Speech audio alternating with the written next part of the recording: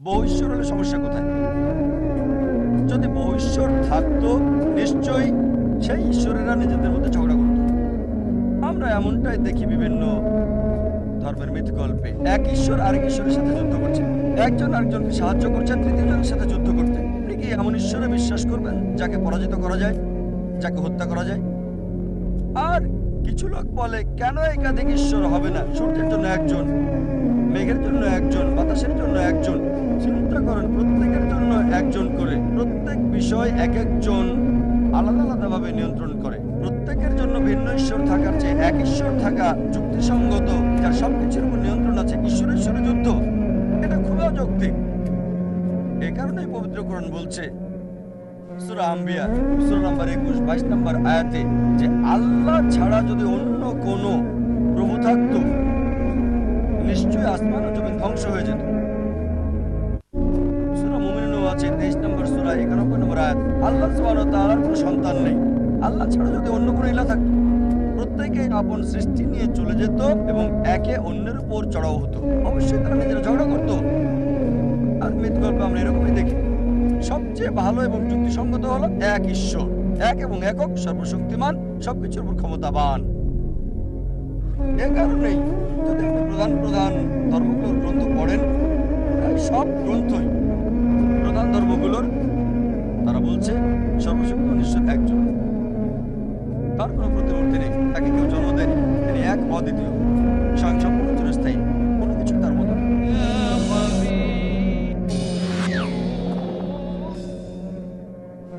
আর সময়ের আবর্তে অধিকাংশ গ্রন্থই কোরআন ব্যতীত প্রায় সবগুলোকে পরিবর্তন করা হয়েছে। আল্লাহ বলেন পবিত্র কোরআনের সূরা বাকারা 2 নম্বর সূরা 79 নম্বর আয়াতে, ফাওয়াইলুল লিল্লাযিনা ইয়াকতুবুনাল কিতাবা বিআইদিহিম সুম্মা ইয়াকুলুনা হাযা মিন ইনদিল্লাহ লিয়াশতারু বিহি সামনান কালিলা ফাওয়াইলুল লাহুম মিম্মা কাতাবাত আইদিহিম ওয়া লাহুম মিম্মা ইয়াকসিবুন।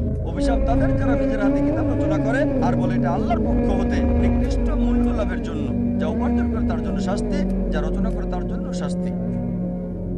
এখানে কোরআন বলছে লোকেরা নিজেদের গ্রন্থ রচনা করে আর বলে এটা আল্লাহর পক্ষ হতে।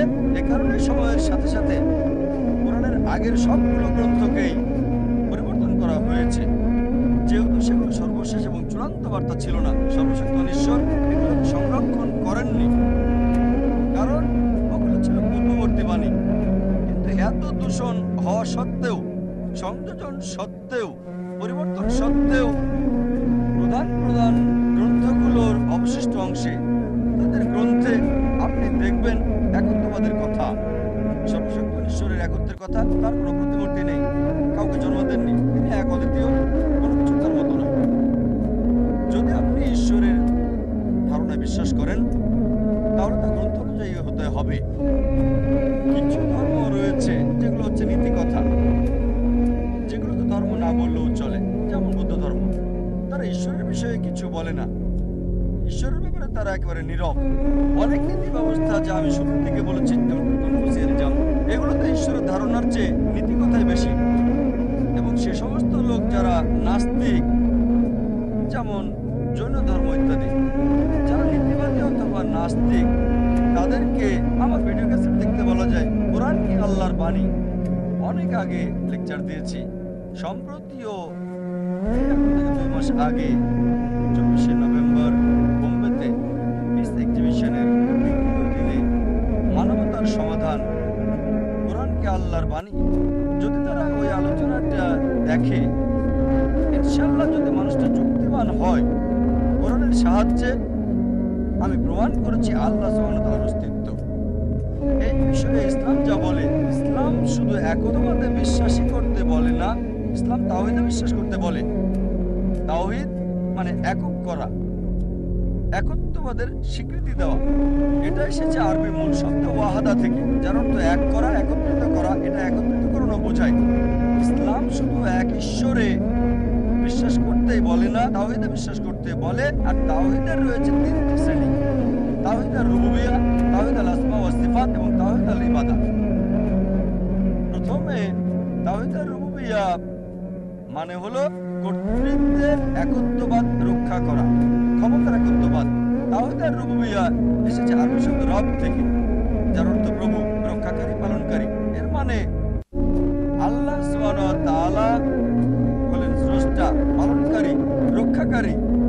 সবকিছুর রক্ষাকারী, সবকিছু তার উপর নির্ভরশীল। তিনি সবার থেকে, সবকিছু থেকে একেবারে স্বাধীন। আল্লাহ সুবহানাহু ওয়া তাআলার কর্তৃত্বের একত্ব রক্ষা করা, এটাই তাওহীদের রুবুবিয়্যাহ। দ্বিতীয়টা হচ্ছে তাওহীদ আল আসমা ওয়াস সিফাত, নাম এবং গুণের ক্ষেত্রে আল্লাহ সুবহানাহু ওয়া তাআলার একত্ব বজায় রাখা। তাওহীদ আল আসমা ওয়াস সিফাত আবার 5 প্রকার। প্রথম হচ্ছে আপনি যে নামেই আল্লাহ সুবহানাহু ওয়া তাআলাকে ডাকবেন তা হবে তার দেওয়া নামগুলোর মধ্যে একটা।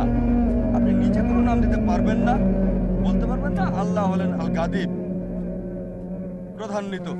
কোরআন বলছে তিনি প্রধান্বিত হন, কিন্তু এই নাম আল্লাহ সুবহানাহু ওয়া তাআলা নিজেও বলেননি বা নবীজি সাল্লাল্লাহু আলাইহি সাল্লামও বলেননি। দ্বিতীয় হলো যখন আল্লাহর গুণাবলী বর্ণনা করবেন, সেটা আপনাকে করতে হবে আল্লাহর নিজের দেওয়া বর্ণনা মতে, অথবা নবীজি আল্লাহ তাআলার যে বর্ণনা দিয়েছেন। নিজের বর্ণনা দিতে পারবেন না, অর্থ যাই হোক মানতে হবে।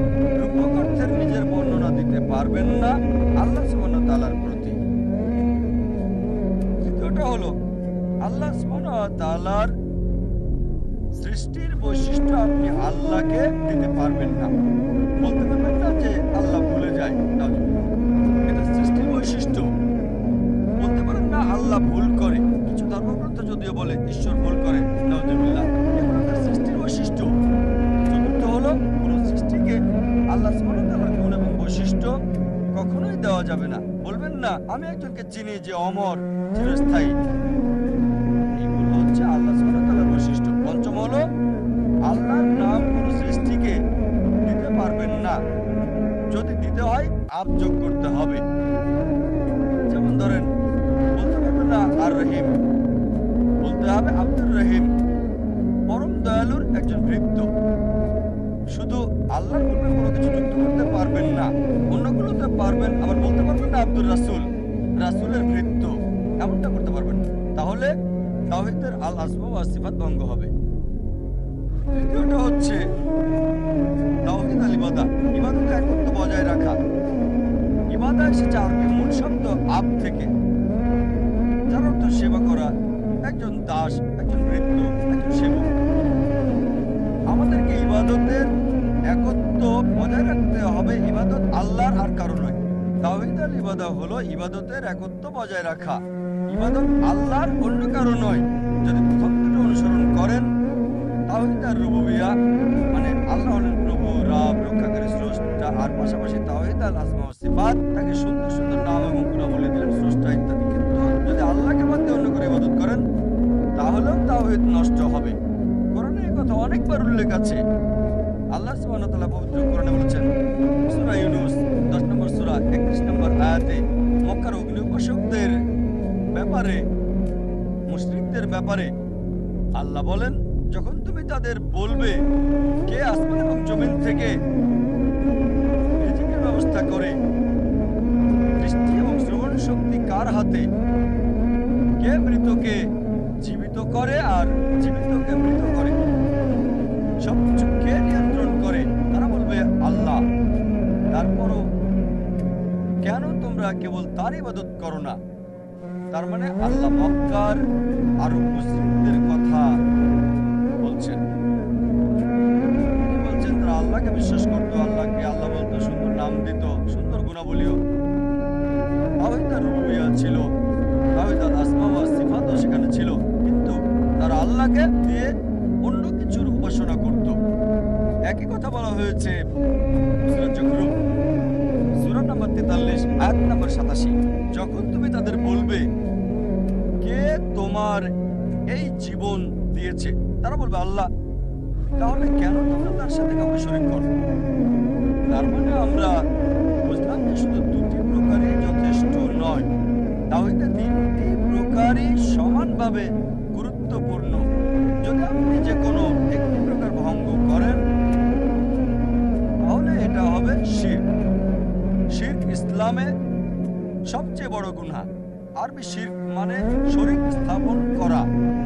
ইসলামিক পরিভাষায় এর মানে আল্লাহর সাথে কাউকে শরীক করা। এটা সবচেয়ে বড় গুনাহ। তাওহীদের এই তিন প্রকারের যে কোনো একটা যদি ভঙ্গ করেন, আপনি শিরক করছেন।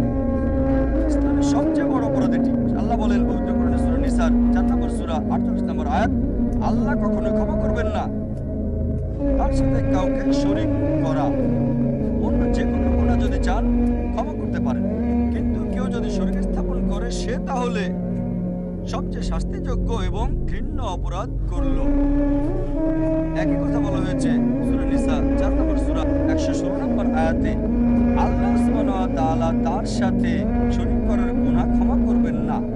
অন্য কোনো গুনাহ যদি চান ক্ষমা করবেন, আর যে কেউ তার সাথে শরীক করলো অবশ্যই সীমা লঙ্ঘন করলো সে। সুতরাং কোরআন বলছে যে গুনাহ আল্লাহ ক্ষমা করবেন না সেটাই শিরক। এজন্যই যখন আপনি দাওয়া দেবেন, যখনই কারোর সাথে কথা বলবেন, আপনি প্রথম যে দাওয়াটা দেবেন তা হচ্ছে তাওহীদ। আল্লাহ না'বুদু ইল্লাল্লাহ। আমরা আল্লাহ ছাড়া করে ইবাদত করব না। আল্লাহ বলেন পবিত্র কোরআনে সূরা মাইদার 5 নম্বর সূরা 72 নম্বর আয়াত বলা হয়েছে, লাকাদ কাফারা আল্লাযীনা ক্বালু ইন্নাল্লাহা হুয়াল মাসীহ ইবনে মারইয়াম। তারা কুফরি করছে যারা বলে মরিয়ম পুত্র মসিহা হচ্ছে আল্লাহ। وقال المسيح মসিহা তো বলেছিল, يا بني إسرائيل হে বনি ইসরাইল, اعبدوا الله আল্লাহর ইবাদত করো ربي وربكم যিনি আমার রব এবং তোমার রব। إنه من يشرك بالله যদি কেউ আল্লাহর সাথে কাউকে শরীক করে, فقد حرم الله عليه الجنة আল্লাহ তার জন্য জান্নাতকে হারাম করে দেবেন, আল্লাহ তার জন্য বেহেশতকে নিষিদ্ধ করে দেবেন। ومأواه النار وما للظالمين من أنصار। তার বাসস্থান হবে জাহান্নাম, জালিমদের জন্য কোনো সাহায্যকারী নাই। যীশু খ্রিস্ট সাল্লাল্লাহু আলাইহি সাল্লাম বলেছেন, إنه من يشرك بالله যে কেউ আল্লাহর সাথে কাউকে শরীক করলো فقد حرم الله عليه الجنة আল্লাহ তার জন্য জান্নাতকে হারাম করে দেবেন, ومأواه النار وما للظالمين من أنصار। তার আবাসস্থল হবে জাহান্নাম, আর তার জন্য কোনো সাহায্যকারী থাকবে না। এজন্যই লেকচারের শুরুতে আমি পবিত্র কোরআনের একটা আয়াত বলেছিলাম, সূরা আল ইমরান 3 নম্বর সূরা 64 নম্বর আয়াত বলা হয়েছে, قل يا أهل الكتاب বলো হে আহলে কিতাব, تعالوا إلى كلمة سواء بيننا وبينكم এসো সেই কথায় যা আমাদের এবং তোমাদের মধ্যে এক। প্রথম কথাটা কি? ألا نعبد إلا الله আমরা আল্লাহ ছাড়া কারো ইবাদত করি না। শুধু এক ঈশ্বরে বিশ্বাস করাটা যথেষ্ট নয়, একত্ববাদে বিশ্বাস করার পাশাপাশি ইবাদতে একত্ব বজায় রাখতে হবে, শরীক করা যাবে না। প্রথম কথাটা কি? ألا نعبد إلا الله আমরা আল্লাহ ছাড়া কারো ইবাদত করি না, এক সর্বশক্তিমান আল্লাহ ছাড়া। ولا نشرك به شيئا আমরা তার সাথে কাউকে শরীক করি না। ولا يتخذ بعضنا بعضا أربابا من دون الله আল্লাহকে বাদ দিয়ে নিজেদের মধ্যে কেউ কাউকে রব হিসেবে গ্রহণ করি না আমরা। فانتظروا যদি তারা মুখ ফিরিয়ে নেয়, فقولوا اشهدوا তোমরা সাক্ষী দেখো بأننا مسلمون। আমরা মুসলিম, আল্লাহ সুবহানাহু ওয়া তাআলার কাছে আত্মসমর্পণকারী। আল্লাহ পবিত্র কোরআনে বলেন সূরা ইউসুফ 12 নম্বর সূরা 106 নম্বর আয়াত, অধিকাংশ লোকেরাই আল্লাহ তাআলাকে বিশ্বাস করার পর শরীক স্থাপন করে। তার মানে অধিকাংশ লোকজনই ইবাদত করার পাশাপাশি আল্লাহর সাথে কাউকে শরীক করে। সুতরাং ইবাদত করতে হবে কোনো শরীক করা ছাড়া। আল্লাহ বলেন সূরা লোকমান 31 নম্বর সূরা 27 নম্বর আয়াত যে যদি পৃথিবীর সবগুলো গাছপালাকে গরম বানিয়ে দেওয়া হয়, সমুদ্রের পানিকে কালি বানিয়ে দেওয়া হয়, 7 সমুদ্র যুক্ত করা হয়, তবুও আল্লাহর কথা লিখে শেষ করা যাবে না। পবিত্র কোরআনের একটি আয়াতের উদ্ধৃতি দিয়ে আমার বক্তব্য আমি শেষ করছি। সূরা হজ 22 নম্বর সূরা 73 নম্বর আয়াত বলছে, হে মানুষ, মনোযোগ সহকারে একটি দৃষ্টান্ত শোনো। আল্লাহর পরিবর্তে তোমরা যাদের ডাকো, তারা যদি সবাইকে একত্রিত করার পরে যদি একটি মাছি সৃষ্টি করতে বলা হয়, তারা সেটাও সৃষ্টি করতে পারবে না।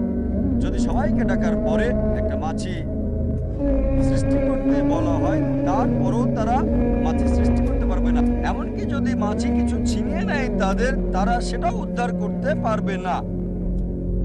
যারা প্রার্থনা করে তারা দুর্বল, যাদের কাছে প্রার্থনা করা হয় তারাও দুর্বল।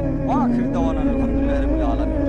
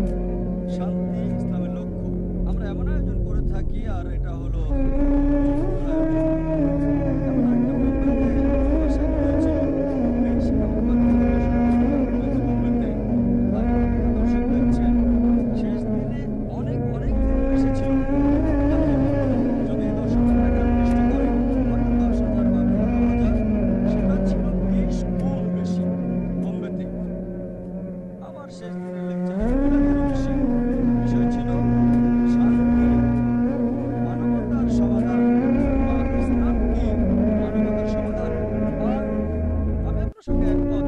এটা এবং 10,000, 15,000 ছিল বোম্বেতে। সত্যি এটা আমাদের উচিত এটা পৃথিবীতে প্রচার করা বৃহৎ পরিসরে। এই কারণে 2 বছর আগে আমরা একটা চ্যানেল চালু করেছি আর নাম দিয়েছি ইসটিভি। এই ইসটিভি আলহামদুলিল্লাহ গত 2 বছরে এখন পুরো পৃথিবীতে সম্প্রচার হচ্ছে। এশিয়ার সব দেশে, মধ্যপ্রাচ্যে, আফ্রিকা, অস্ট্রেলিয়া, ইউরোপ, উত্তর আমেরিকা, আলহামদুলিল্লাহ। আর এখন পুরো পৃথিবীর 90% কভার করে। দেখতে পারেন না, আপনারা দেখতে চান। 75 মিলিয়নের বেশি দর্শক রয়েছে। এটা সবচেয়ে বেশি দর্শক সমৃদ্ধ ইসলামিক চ্যানেল আলহামদুলিল্লাহ। পার্সেন্ট হিসেবে হয়তো মোট জনসংখ্যার 1% কিছু বেশি হবে। সুতরাং আমি শেষ বিচারের দিন অন্তত এই কথা বলতে পারবো সর্বশক্তিমান ঈশ্বরের কাছে যে আমরা কমপক্ষে 1% মানুষের কাছে তোমার বার্তা পৌঁছে দিতে পেরেছি। 75 মিলিয়ন আল্লাহ তাআলার কাছে দোয়া করি দর্শক বাড়িয়ে দেওয়ার জন্য। কেউ যদি দেখতে চায় শুধু একটা ডিশ লাগবে, হয়তো 6,000 200 টাকারও কম। প্রায় পৃথিবীর যে কোনো প্রান্তে আপনি দেখতে পারবেন। সুতরাং আমরা শান্তির বাণী, ইসলামের এই বাণী প্রচার করছি পুরো পৃথিবীতে। আর আমি চাইবো আপনি এই শান্তির বাণী